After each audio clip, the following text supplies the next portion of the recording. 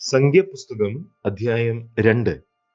യഹോവ പിന്നെയും മോശയോടും അഹ്റോനോടും അരുളിച്ചെയ്തത്, ഇസ്രായേൽ മക്കളിൽ ഓരോരുത്തൻ താന്താന്റെ ഗോത്രത്തിന്റെ അടയാളത്തോടു കൂടിയ കൊടിക്കരികെ പാളയമിറങ്ങണം.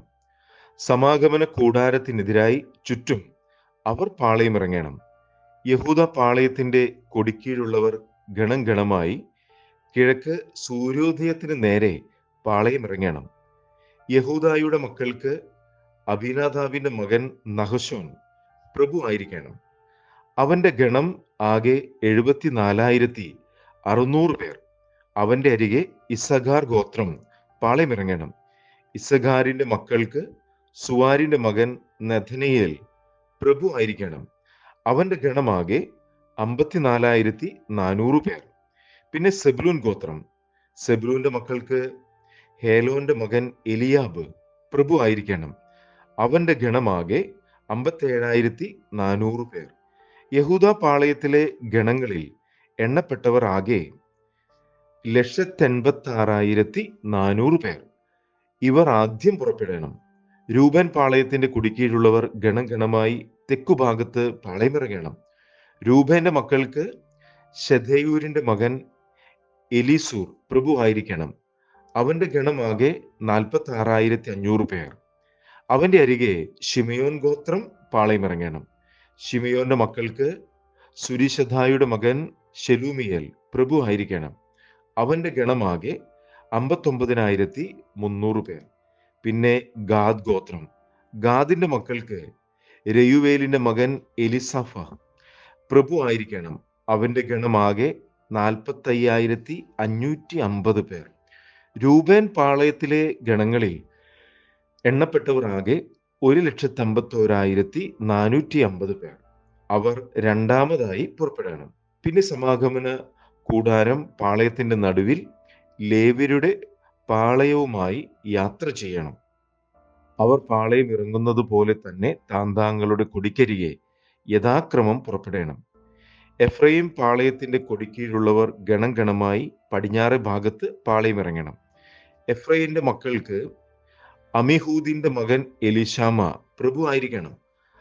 അവന്റെ ഗണം ആകെ 40,500 പേർ. അവന്റെ അരികെ മനശ്ശെ ഗോത്രം പാളയമിറങ്ങണം.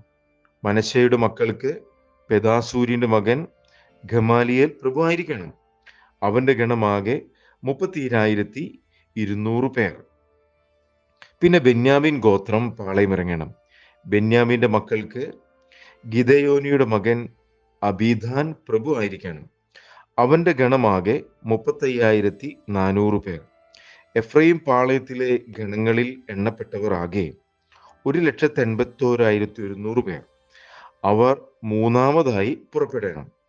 ദാൻ പാളയത്തിന്റെ കൊടിക്കീഴുള്ളവർ ഗണം ഗണമായി വടക്കേ ഭാഗത്ത് പാളയമിറങ്ങണം.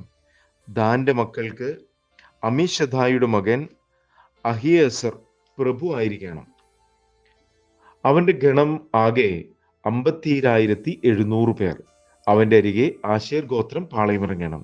ആശേരിന്റെ മക്കൾക്ക് ഒക്രാന്റെ മകൻ പഗിയേൽ പ്രഭു ആയിരിക്കണം. അവന്റെ ഗണമാകെ 41,500 പേർ. പിന്നെ നഫ്താലി ഗോത്രം പാളയമിറങ്ങണം. നഫ്താലിയുടെ മക്കൾക്ക് ഏനാന്റെ മകൻ അഹീര പ്രഭു ആയിരിക്കണം. അവന്റെ ഗണമാകെ 53,400 പേർ. ദാൻ പാളയത്തിലെ ഗണങ്ങളിൽ എണ്ണപ്പെട്ടവരാകെ 1,57,600 പേർ. അവർ തങ്ങളുടെ കൊടികളോട് കൂടെ ഒടുവിൽ പുറപ്പെടണം. ഇസ്രായേൽ മക്കളിൽ ഗോത്രം ഗോത്രമായി എണ്ണപ്പെട്ടവർ ഇവർ തന്നെ. പാളയങ്ങളിൽ ഗണം ഗണമായി എണ്ണപ്പെട്ടവരാകെ 6,03,550 പേർ ആയിരുന്നു. എന്നാൽ യഹോവ മോശയോട് കൽപ്പിച്ചതുപോലെ ഇസ്രായേൽ മക്കളുടെ കൂട്ടത്തിൽ ലേവ്യരെ എണ്ണിയില്ല. യഹോവ മോശയോട് കൽപ്പിച്ചതുപോലെ ഒക്കെയും ഇസ്രായേൽ മക്കൾ ചെയ്തു. അങ്ങനെ തന്നെ അവർ താന്താങ്ങളുടെ കൊടിക്കരികെ പാളയമിറങ്ങി. അങ്ങനെ തന്നെ അവർ കുടുംബം കുടുംബമായും കുലം കുലമായും പുറപ്പെട്ടു.